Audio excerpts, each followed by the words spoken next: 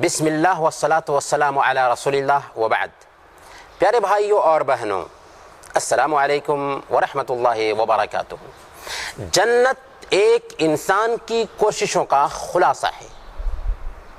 جنت کی نعمتیں ایسی ہوں گی جن کا احساس کسی دل میں نہیں ہوا ہوگا۔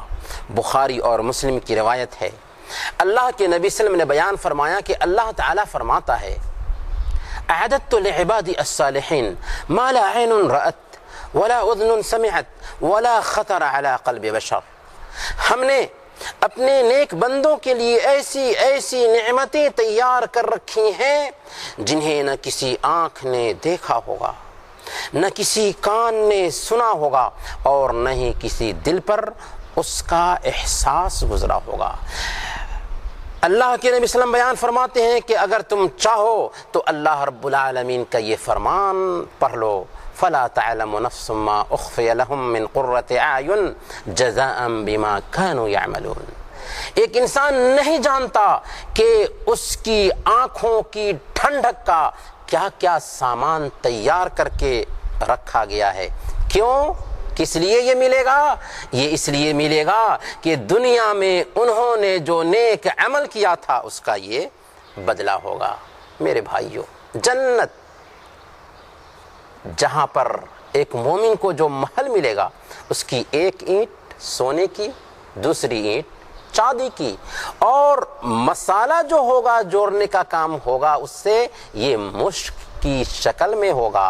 وہاں کی کنکریاں موتی اور یاقوت، وہاں کی مٹی زعفران، اور مومن کے لیے ایک خیمہ جو تیار کیا جائے گا، موتی کو کھرچ کر کے تیار کیا جائے گا، جس کی لمبائی 60 میل ہوگی۔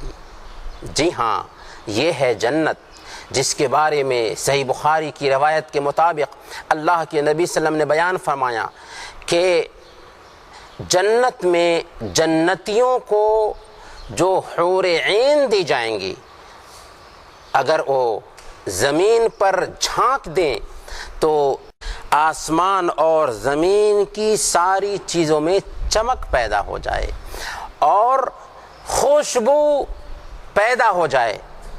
وَلَنَصِيفُهَا مِنْ رَأْسِهَا خَيْرٌ مِّنَ الدُّنْيَا وَمَا فِيهَا، اور اس کے سر کا جو دوپٹہ ہوگا، دنیا اور اس کے اندر جتنی بھی چیزیں ہیں سبوں کی قیمت کو چکا دو، لیکن وہ دوپٹہ بھی نہیں خرید سکتے، گویا کہ اتنا قیمتی ان کا دوپٹہ ہوگا۔ یہ ہے جنت اور اس کی نعمتیں۔ ہمیں چاہیے کہ اس جنت کو حاصل کرنے کے لیے اللہ سے دعا کریں، سوال کریں۔ 3 مرتبہ اگر ہم سوال کرتے ہیں تو جنت کہتی ہے، اے اللہ اسی جنت میں داخل کر دے۔ اللہ تعالی ہم سب کو جنت عطا فرمائے، اللہ تعالی ہم سب کو جنت عطا فرمائے، اللہ تعالی ہم سب کو جنت عطا فرمائے۔ آمین۔ وصلی اللہ علی نبینا محمد وعلی آلہ وصحبہ اجمعین۔